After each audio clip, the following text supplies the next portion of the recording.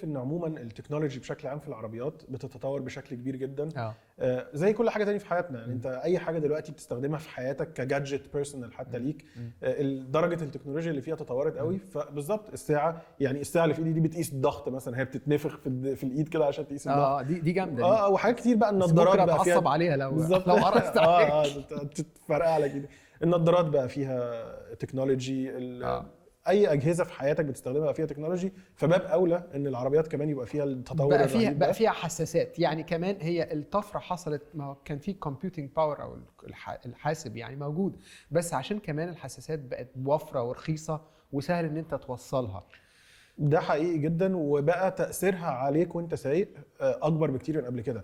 يعني قبل كده كان دايما التدخل الديجيتال او الكمبيوتر في العربيات في الفتره اللي فاتت كنت حاجه انت زي ايه بيهايند ذا سينز كده، حاجه بتحصل في تشغيل العربيه ومشاعر العربيه وبتاع.